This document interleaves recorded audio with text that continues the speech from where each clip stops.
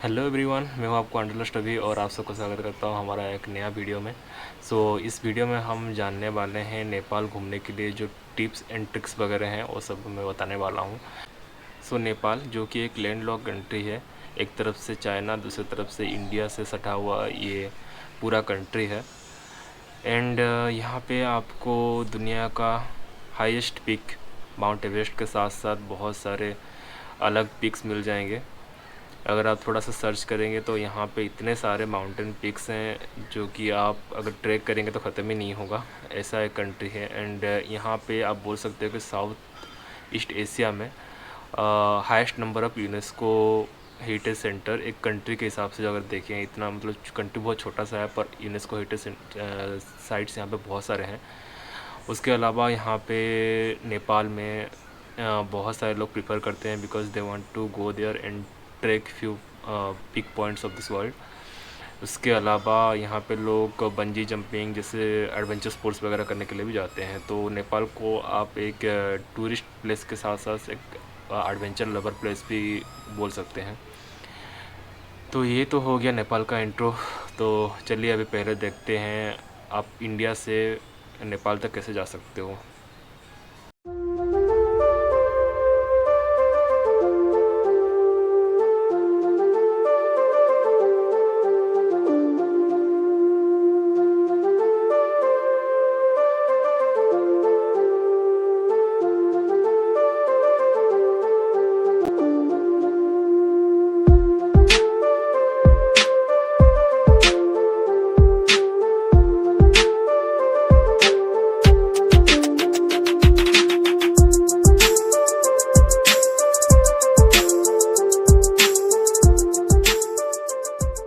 अगर आप इंडिया और नेपाल के बीच कनेक्टिविटी देखो तो ये कम्प्लीटली कनेक्टेड है by air, by road and by railway. तो आप पूरा नहीं बोल सकते पर बाय रेलवे ये अभी थोड़े ही दूर जाता है नेपाल के अंदर। तो आप बोल सकते हो कि बाय एयर, बाय रोड आप इजीली जा सकते हो नेपाल में।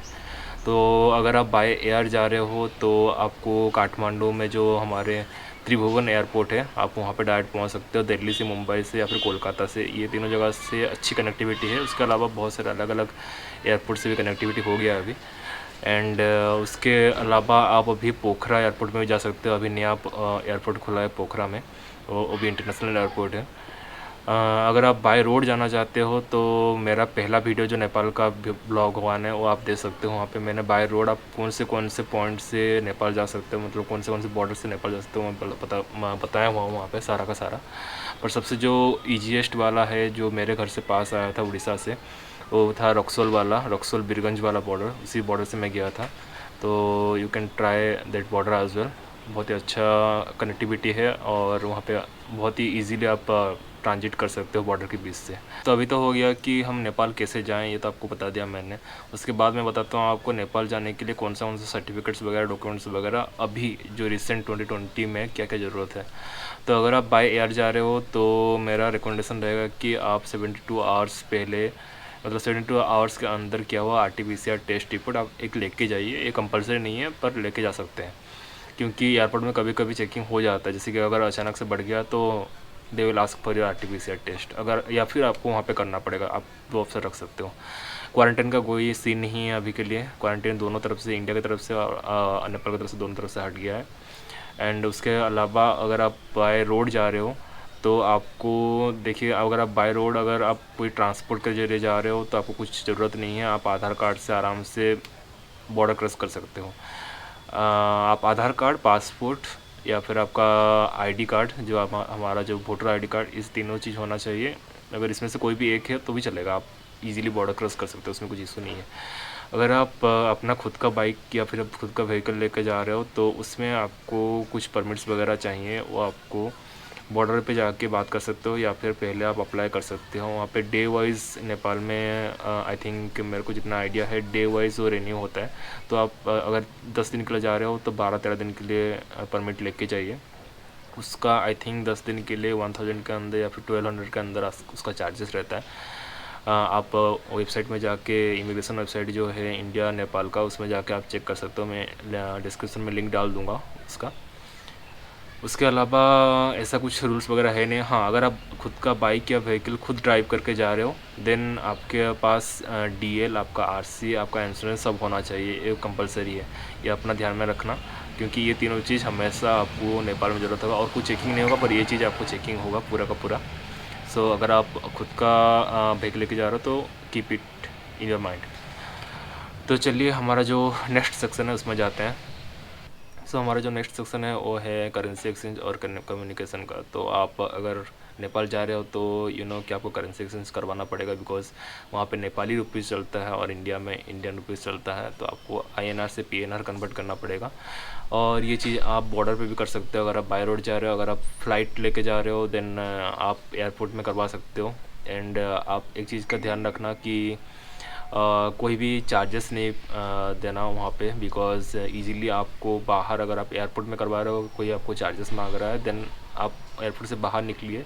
उसके बाद कहीं पे भी इजीली आप करवा सकते हो चेंज एंड एक्सचेंज करवा सकते हो। एंड आप उसके लिए आपको कोई भी चार्जेस देना पड़ेगा। अगर आप, जैसे कि आप जानते हो कि 1 INR इक्वल टू 1.6 NPR होता है, तो आपको वहाँ पे उतने ही रुपीज़ आपको इंटू करके मिलेंगे, कोई चार्जेस नहीं देना पड़ेगा। अगर आप बाय रोड जा रहे हो तो आप बॉर्डर पे बहुत सारे ऐसे दुकानें रहते हैं जहाँ पे एक्सचेंज वगैरह होते हैं, या फिर आप कोई भी होटल वगैरह या फिर कोई भी शॉप में जाकर पूछ सकते हो कि आपका यहाँ पे होता है क्या एक्सचेंज। मैं जब गया था वहाँ पे एक होटल में बैठा था कुछ समय के लिए, तो उन्होंने बोला कि आपको करेंसी एक्सचेंज करवाना है क्या, तो उन्होंने ईजिली करके दे दिया, कुछ इशू ही नहीं हुआ मेरे को। एंड उसके अलावा अगर, हाँ, और एक टिप्स है मेरी तरफ से कि आप जितना रुपया लेके जा रहे हो पूरा का पूरा एक्सचेंज मत करवाना बॉर्डर पे। कुछ पैसा आप रख सकते हो, बिकॉज़ नेपाल में आपका इंडियन रुपी भी चलता है, कुछ इशू नहीं है उसमें। हाँ, ये एक चीज़ है कि आप बड़ा डिनोमिनेटर का जो अमाउंट होता है, करेंसी होता है, वो लेके ना जाइए। जैसे कि 2000 के वगैरह, उसमें थोड़ा दिक्कत आ सकते हैं। अगर आप लेके जा रहे हो तो 500 का लेके जाइए, that will be very easy for you to exchange. Okay, तो ये तो हो गया करेंसी एक्सचेंज का बात। अगर आपको वहाँ पे जाना है तो आपको वहाँ पे नेपाल का सिम एक लेना पड़ेगा। तो नेपाल में वहाँ पे बहुत सारे ऐसे नेटवर्क प्रोवाइडर हैं, पर जो बड़े दो प्रोवाइडर हैं प्रोमिनेंट हैं, वो है एनसेल और एक नेपाल टेलीकॉम है। अगर आप देखोगे तो नेपाल टेलीकॉम हमारे यहाँ का BSNL जैसा है और एनसेल वहाँ का प्राइवेट प्लेयर है। तो आपका वहाँ पे एनसेल का सिम लेना सबसे अच्छा रहेगा। अगर मैं काठमांडू, पोखरा जो कि प्रोमिनेंट जगह है नेपाल में, उसके उसके नेटवर्क के बारे में बोलूँ तो एनसेल का बहुत ही सही रहता है, क्योंकि वहाँ पे एनसेल का अच्छा डेटा पैक रहता है और नेटवर्क भी सही रहता है। तो आप ट्राई करें कि एनसेल का एक सिम ले लें। जब आप बॉर्डर क्रॉस करोगे वहाँ पे आपको इजीली मिल जाएगा। कोई भी दुकान में जाके आप पूछ ले कि एनसेल का सिम कहाँ पे मिलेगा, तो आपको इजीली मिल जाएगा। हाँ, उसके लिए आपको आधार कार्ड चाहिए होगा। ये लोग वोटर आई कार्ड लेते हैं, पर मोस्टली ये लोग बोलते हैं पासपोर्ट या फिर आधार कार्ड, ये दोनों से हम आपको देंगे। तो आधार कार्ड लेके जाइए, जेरॉक्स कॉपी लेके जाइए आधार कार्ड का, तो आपको ईजी रहेगा। और 10 मिनट में आपका सिम एक्टिव हो जाएगा। आपको सिम डालना है देन ऑटोमेटिकली वो एक्टिव हो जाएगा, और प्लान में उसमें रहता है पहले से ही कि डेटा पैक क्या है क्या नहीं वगैरह, सब आपको इजीली मिल जाएगा, कुछ उसमें इशू नहीं होगा आपके लिए। सो आई होप आपको हमारा जो टिप्स एंड ट्रिक्स वगैरह बता रहा हूँ आपको अच्छा लग रहा है। तो अभी चलते हैं हमारा जो सबसे, मतलब ज़्यादा ही क्वेश्चंस आते हैं उसके तरफ। तो हमारा जो सबसे ज़्यादा क्वेश्चन आता है वो है किस टाइम में नेपाल को विज़िट करना चाहिए। मैं बता दूँ कि जैसे इंडिया में सीज़न होता है, नेपाल में भी सेम टू सेम सीज़न होता है, वहाँ पे कुछ अलग नहीं होता है। एंड हाँ, थोड़ा वहाँ पे सर्दी के मौसम थोड़ा ज़्यादा रहते हैं, क्योंकि उसका हाइट अब अगर सी लेवल से देखो तो ज़्यादा है, तो वहाँ पे ठंड थोड़ा ज़्यादा पड़ता है और महीना भी थोड़ा ज़्यादा ही रहता है।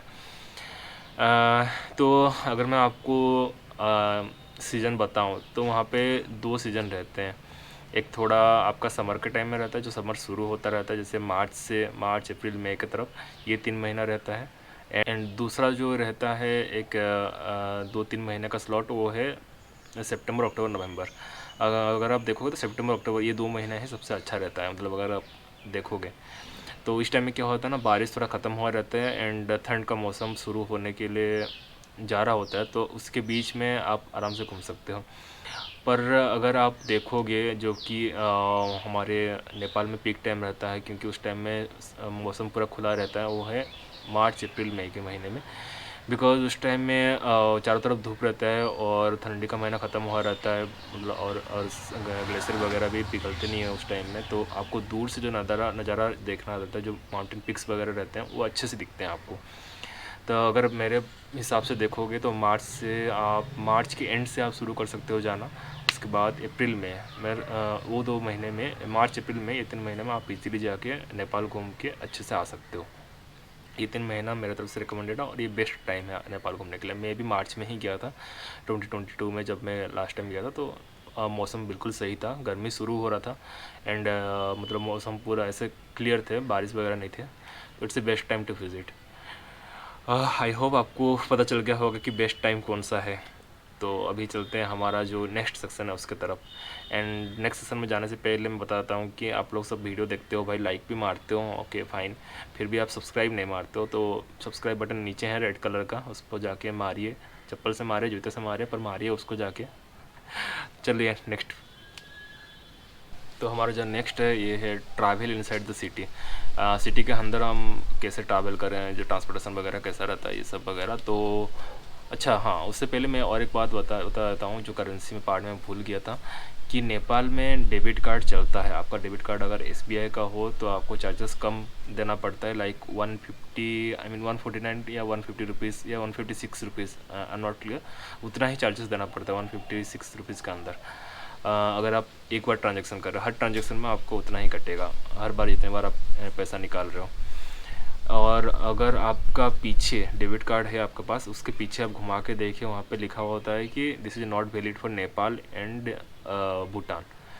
उस जगह पे आप मे बी उसको यूज़ ना करें, बिकॉज़ भरोसा नहीं होता है, वो निकलता भी नहीं है कभी कभी। पर आपका अगर पीछे लिखा नहीं है तो आप आराम से यूज़ कर सकते हो, उसमें कुछ डरने वाली बात नहीं है। डेबिट कार्ड होना चाहिए और मास्टर कार्ड और वीज़ा होना चाहिए। ये आपका रुपए कार्ड नहीं चलेगा आपको, ठीक है, रुपए कार्ड नहीं चलेगा, मास्टर और वीज़ा का होना चाहिए, वो इजीली आपको काम करेगा। अगर आपको दूसरा बैंक का है, प्राइवेट बैंक्स का, तो वहाँ पे चार्जेस आपको ज़्यादा देना पड़ता है, आई थिंक 500 के आसपास देना पड़ता है, तो वो देख के चलिए। ओके, तो ये तो हो गया। हाँ, अभी हम थे कि travel inside the city. Travel inside the city में देखिए, अगर आप काठमांडू जा रहे हो तो काठमांडू में जैसे हमारा यहाँ पे ओला उबर रहता है, तो वहाँ पे रहता है पठाओ आप। पठाओ आप के बारे में सोच रहा था अलग एक पूरा वीडियो बनाता हूँ, तो चलिए इसे ही बता देता हूँ आपको। पठाओ आप एक एप्लीकेशन है ओला टाइप का। आप जब वहाँ पे सिम लेंगे, उसके बाद वहाँ पे पठाओ आप में आप लॉगिन करेंगे, आपको ऐसे OTP जैसा आता है, वहाँ पे सेम टू सेम OTP आएगा, देन आप इसको इजीली यूज़ कर सकते हैं आप। और सब चीज़ जैसे ओला में होता है, सेम टू सेम लोकेशन डालिए, पिकअप पॉइंट, ड्रॉप पॉइंट, और सेम टू सेम सारा इजीली हो जाता है और बहुत चीप प्राइस में आपको मिल जाता है, क्योंकि सारे बाइक्स रहते हैं। और पठाओ में अभी कैब सर्विस भी शुरू किया है 4 लोगों का। तो आप अगर ग्रुप में जा रहे हो तो कैब भी ले सकते हो। और सो काठमांडू में तो आपको पठाओ आप से बहुत सारी चीज़ें मैनेज हो जाएंगे। पर आप अगर पोखरा जा रहे हो तो पोखरा में ये आपको नहीं मिलेगा, क्योंकि पोखरा में पठाओ आप नहीं चलता है। वहाँ पे आपको प्राइवेट कैब वगैरह या फिर स्कूटी या फिर बाइक सबसे अच्छा रहता है। वहाँ पे स्कूटी बाइक कीजिए और सारे जगह घूमिए पोखरा में, बहुत ही कन्वीनियंट रहता है। एंड अगर आप नेपाल में देखोगे तो वहाँ पे कैब का प्राइस, प्राइवेट कैब वगैरह का प्राइस बहुत ही ज़्यादा रहता है। सो ट्राई कीजिए कि अब जितने जगह हो आप बाइक या फिर आप ऐसे पब्लिक ट्रांसपोर्ट से ही कंप्लीट कर लें, तो आपके लिए बजट में ही रहेगा पूरा प्लान। सो अगर आप नेपाल जा रहे हो तो वहाँ पे जाके कहाँ पे रहें और कैसे इसको बजटली हैंडल करें, बजट के अंदर हैंडल करें। तो जैसे कि मैं सोलो गया था तो मेरे लिए सबसे अच्छा था हॉस्टल। आप जानते हो हॉस्टल में सबसे कन्वीनियंट रहता है सोलो ट्रिप लोगों को। तो अगर आप सोलो जा रहे हो या फिर अगर ग्रुप में भी जा रहे हो तो आप एक पूरा रूम बुक कर सकते हो हॉस्टल के, तो आपको भी कम ही पड़ेगा, होटल से तो कम ही पड़ेगा। अगर आप चाहते हो होटल लेने के लिए तो you can try it. And आप अगर आप काठमांडू में जा रहे हो तो वहाँ पे थामेल के एरिया में लेना, होटल्स वगैरह या फिर हॉस्टल्स वगैरह सारे मिल जाएंगे, क्योंकि वो एक शहर के बीच में बीचों बीच है। वहाँ से जितने भी यूनेस्को हेरिटेज सेंटर साइट्स हैं या फिर जो भी टूरिस्ट प्लेसेस हैं काठमांडू के अंदर, तो वहाँ से सारे सारे बस मिल जाते हैं। वहाँ पे एक रत्ना पार्क बोल के एक स्टॉपेज है, थामेल से बहुत ही पास है, तो रत्ना पार्क से आपको सारे के सारे लोकेशन के लिए बस या फिर ऑटो मिल जाएंगे इजीली, इसलिए वहाँ पे रहिए। एंड पोखरा में आप जाके रुकिए लेक व्यू साइड के अंदर। लेक व्यू साइड में बहुत सारे होटल्स वगैरह हैं, आप वहाँ पे जाके रुक सकते हो। हॉस्टल्स भी बहुत सारे हैं वहाँ पे, जोस्टल भी है। If you want to try Zostel also you can try there. अच्छा, बहुत ही, मैंने जोस्टल में रुका था तो वहाँ पे बहुत ही अच्छा था। तो ये हो गया आपका स्टे वगैरह। तो अभी देखते हैं हम नेपाल में पब्स एंड नाइट लाइफ का क्या सीन है। तो अगर मैं थामेल के एरिया के बारे में बात करूँ जो कि काठमांडू में है, तो वहाँ पे बहुत सारे ऐसे पब्स बार्स वगैरह हैं पर मेरा रिकमेंडेशन रहेगा कि वहाँ पे एक अच्छा वाला, क्योंकि आप कि नाइट लाइफ थामेल में क्या होता है, आप बहुत सारे वीडियो पहले भी देख चुके होंगे, तो मैं ज़्यादा एक्सप्लेन नहीं करूँगा थामेल के बारे में। तो आप अगर वहाँ पे जाके रियली ऑथेंटिक वाला अगर आप पब जाना चाहते हैं तो लॉर्ड ऑफ ड्रिंक्स, LOD, वो मतलब बहुत ही बड़ा पब है और बहुत ही अच्छा पब है। आप वहाँ पे मतलब इजीली जा सकते हो, और ऑब्वियसली पब है तो रात को ही जाओगे आप, तो सेफ़ भी है और जगह भी ज़्यादा दूर नहीं है थामेल से, वही 500 मीटर के अंदर ही आ जाता है। आप जहाँ पे भी हॉस्टल में रहोगा आप वहाँ से 500-600 मीटर के अंदर ही रहेगा वो लॉर्ड ऑफ ड्रिंक्स। आप कहीं किसी को भी पूछ सकते हो, आप इजीली जा सकते हो, उसमें कुछ इशू नहीं है। एंड मेरा रिकमेंडेशन रहेगा कि आप किसी और ऐसे पब वगैरह में ना जाएं जहाँ पे कि आपको बाद में दिक्कत हो। ओके, अगर नाइट लाइफ के बारे में बात करें तो वाइब सही रहता है, फिर भी कोरोना के रिस्ट्रिक्शन की वजह से यहाँ पे बहुत जल्दी ही सब चीज़ें बंद हो रहे हैं। जैसे 10-10 बजे तक मैक्सिमम चीज़ें बंद हो जाते हैं। अगर पोखरा के बारे में बात करूँ तो पोखरा में भी 10:30 तक बहुत ही चीज़ें बंद हो जाते हैं। लेक साइड जो है वहाँ पे, पोखरा लेक के साइड में, वहाँ पे बहुत सारे एक्टिविटी वगैरह होते हैं। आप यू कैन एंजॉय देयर, आप रेस्टोरेंट वगैरह हैं, रेस्टोरेंट बार वगैरह हैं, यू कैन एंजॉय देयर। तो ये हो गया हमारे पब्स एंड नाइट लाइफ के बारे में। तो अभी जो नेक्स्ट चीज़ है, जो कि सेकंड मोस्ट पॉपुलर डिमांड रहता है, क्वेश्चन रहता है, वो होता है कि कितना खर्चा होता है नेपाल जाने में। तो नेपाल को देखोगे तो आप अगर इंडिया से जा रहे हो तो ज़्यादा खर्चा नहीं होता है उतना। अगर मैं ओवरऑल मेरा खर्चा कितना हुआ था बोलूँ, तो मेरा जो ट्रिप था वो 7 डेज़ और 6 नाइट का था। एंड उसमें मेरे को खर्चा आया था 20,000 NPR, जो कि नेपाली रुपीज़ है। तो उसका अगर कन्वर्ट कराओगे तो 12,500 के आसपास आएगा। एंड ये जो मेरा कैलकुलेशन है, इसमें मेरा घर से, मतलब मैं उड़ीसा से गया था, तो उड़ीसा से पूरा नेपाल तक का खर्चा आ रहा है। मतलब इसमें मेरा ट्रेन का खर्चा भी है जो बॉर्डर तक का है, जिसका खर्चा है और अप्रोक्स 3,000 रुपीज़, क्योंकि मैंने AC का 3A का करवाया था, तो 3,000 रुपीज़ है। तो इसको अगर काट दो तो आपको सिर्फ नेपाल में घूमने के लिए 9,000 का खर्चा आता है। तो बहुत ही चीप है अगर आप देखोगे तो। 7 डेज़ का मैंने प्लान किया, अगर आप कम दिन के लिए जा रहे हो तो आपको उसी हिसाब से कम आएगा। और इसमें मैंने सारा चीज़ें, रहने का, खाने का, पीने का, सब कुछ इंक्लूड किया है। इवन मैंने जो खुद के लिए बाय किया था जो चीज़ें, उसको भी इंक्लूड किया है मैंने। तो आप सोच सकते हो कितना चीप है। तो ये था जो बजट कितना क्या होता है। आई होप आपको भी समझ आ गया होगा कि नेपाल में कितना खर्चा वगैरह होता है। हाँ, अगर आप लग्जरी साइड में जाना चाहते हो देन आपको इसलिए खर्चा थोड़ा आएगा ज़्यादा, तो आप ये खुद ही मैनेज कर सकते हो। आई होप मैंने सब कुछ यहाँ पे कवर कर लिया है। अगर कुछ छूट गया हो तो क्वेश्चन आप मेरे को पूछ सकते हैं कमेंट सेक्शन में, ये हमेशा खुला रहता है 24/7। तो आप इजीली डाल सकते हो अपना कमेंट। एंड वीडियो ख़त्म करने से पहले मैं आपको कुछ फैक्ट्स वगैरह बता देता हूँ कि जो आप नेपाल में जाके देख सकते हो। ये मैंने वहाँ पे जाके देखा था, तो मैं सोचा कि बता देता हूँ आप सबको। फैक्ट नंबर 1, वहाँ पे जो गाड़ी के नंबर प्लेट होते हैं वो सारे के सारे रेड कलर के होते हैं। और फैक्ट नंबर 2 है कि वहाँ पे आपको पता ही नहीं चलेगा आप इंडिया में हो कि इंडिया बाहर आए हो, क्योंकि वहाँ पे जितने भी इंडियन 2 व्हीलर्स 4 व्हीलर्स ब्रांड है ना, सारे के सारे आपको मिल जाएंगे। आपको रास्ते में चलते लगेगा नहीं कि आप कोई अलग देश में घूम रहे हो बोल के। फैक्ट नंबर 3, वहाँ पे जैसे हमारा यहाँ पे कैसे है कि हम नमस्ते बोलते हैं या फिर हम ग्रीटिंग्स करेंगे, हाथ बढ़ाते हैं आगे, वहाँ पे मैक्सिमम लोग नमस्ते ऐसे नमस्ते करके ही नमस्ते करते हैं। वहाँ पे अभी भी वो वाला कल्चर, नमस्ते वाला कल्चर चल। तो अगर आप वहाँ पे जा रहे हो तो वहाँ पे कल्चर सीखना चाहिए। तो ये कल्चर है कि नमस्ते, हमेशा हाथ जोड़ के नमस्ते करते हैं, ग्रीट करते हैं हम सबको। एंड उसके बाद जो फैक्ट है वो है कि वहाँ पे जैसे हम हिंदी में हाँ जी बोलते हैं ना, वहाँ पे हुजूर बोलते हैं। तो अगर कोई आपको हुजूर बोल रहा है उसका मतलब है हाँ जी बोलिए, इस टाइप का ही होता है, ठीक है। तो लास्ट टिप है वो है कि जब आप करेंसी एक्सचेंज करवा रहे हो उसके बाद करेंसी को थोड़ा देख लीजिए कि कौन सा डिनोमिनेटर का ये करेंसी है, क्योंकि बाद में जब करेंसी आप दोगे, कुछ खरीद रहे हो करेंसी दे रहे हो ना, उस टाइम बहुत मुश्किल होता है, क्योंकि इतने कलरफुल होते हैं और उसमें अलग अलग मतलब फ़ोटो वगैरह लगे रहते हैं। जैसे हमारे यहाँ गांधी जी रहते हैं या फिर 2-4 चीज़ें रहते हैं, वहाँ सब करेंसी जितने भी डिनोमिनेटर 10 रुपये में अलग रहते हैं, 5 रुपये में अलग रहते हैं। तो जब भी आप दे रहे हो पैसा वगैरह थोड़ा देख के दीजिए, क्योंकि 5 रुपये जगह 10 रुपये भी जा सकता है आपका, ठीक है। तो ये सारी चीज़ था। तो आई होप अगर आप नेपाल जा रहे हो नेक्स्ट टाइम, ये वीडियो आपको बहुत ही हेल्प करेगा। अगर आपको और कुछ इन्फॉर्मेशन वगैरह चाहिए तो कमेंट सेक्शन मेरा खुला है हमेशा। अगर आप वहाँ पे भी नहीं कर रहे हो then you can DM me in my Instagram, जो कि वंडरलस्ट अभिलाष है।